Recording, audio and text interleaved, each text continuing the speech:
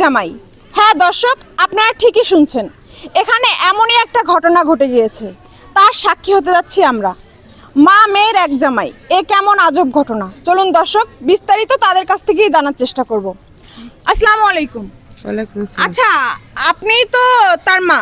জি। তো আপনার মানে মা মেয়ের এক জামাই, এটা মানে কি একটু আমাদের একটু খুলে বলবেন প্লিজ। খুলে বলতে কি, ওনার তো আগের বউ মারা গেছে, তো আমার স্বামী মারা গেছে 11 বছর হয়, আর বিয়ে করছে।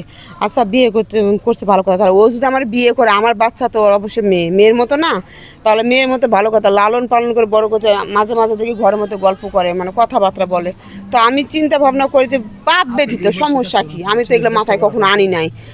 এখন দেখতেছি দিনে দিনে যতই দিন যাইতেছে অত মানে আর হলো মানে কথাবার্তা চালচলন অন্যরকম দেখতেছি, মানে সারাক্ষণ আমার এখন আর সময় নাই ওটা আমার কাছে, তার সারাক্ষণ আমার মাইয়ার ঘরে।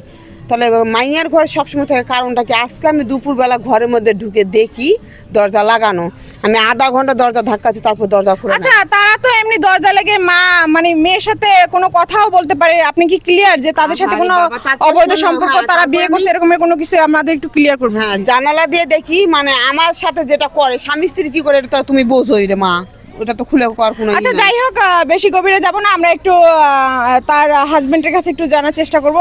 আচ্ছা, আপনি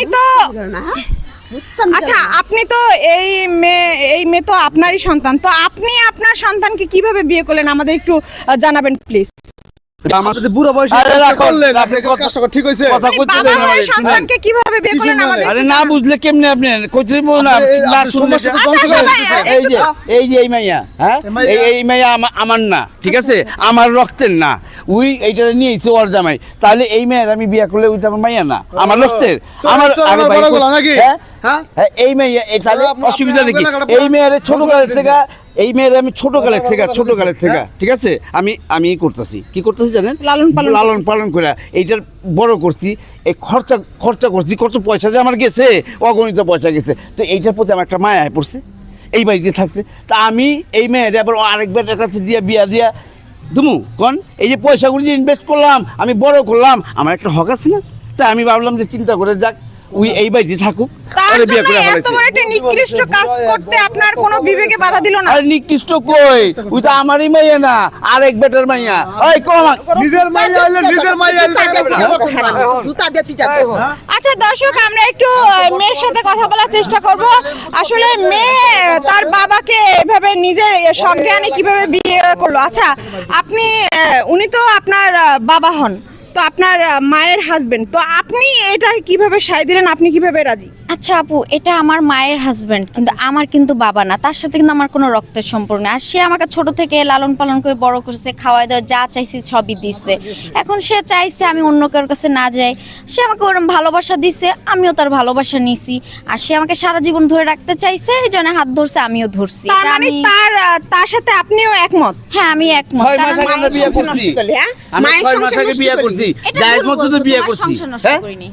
আচ্ছা, আপনার কি একবারও মনে হচ্ছে না আপনার মায়ের সংসারটা আপনি নিজের হাতে আপনি সে ধ্বংস করে, মানে আপনি করলেন, এরকম আপনার কোনো মনে ভুল করতেছে না? না, এরকম কোনো ভুল আমার মনে হচ্ছে না, কারণ আমার মায়ের সংসার তার সংসার, আমার সংসার আমার সংসার। আপনার মা তো এখন আপনার সতীন হয়ে যাচ্ছে, এটার কি করণীয়?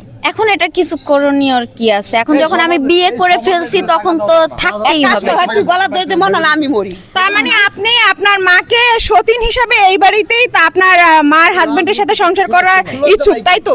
হ্যাঁ, কারণ বিয়ে তখন করে ফেলছি। দর্শক, এখানে মানে এমনই ঘটনা ঘটছে। আচ্ছা, যাই হোক,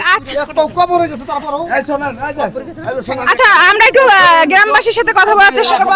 আচ্ছা, আপনারা গ্রামবাসী এটার পদক্ষেপ কি নেবেন আমাদের একটু বলবেন? আমি হলাম এলাকার মাতবর, পিন্টু মিয়া আমার লাগে সবসময় উঠতো বইতো, ভালোই মাইয়া বাপ ডাকে, আর বাপেও মাইয়ারে বাপের মতো শ্রদ্ধা করে, কিন্তু ওরা যে এই সমস্ত আকারে নিকৃষ্ট একটা কাজ করবো, এটা আমরা সমাজ আমরা মাইনা নিতে পারতাছি না। তো আপনাদের গ্রামের জন্য একটা কলঙ্ক, এটা এত বড় একটা নিকৃষ্ট কাজ করছে, তো আপনাদের এটা পদক্ষেপ কি নিতে চাচ্ছেন একটু বলবেন? আমাকে এটা পদক্ষেপ বলো, আমাকে 19 গ্রামের মাতাবর ডাক দিয়া আমরা এই গ্রামে বৈঠক বসামো, বৈঠক বসাইয়া এই সমাজের এই লোকগুলারে এই সমাজ থেকে বিতাড়িত করবো, আর কোনো কথা নাই।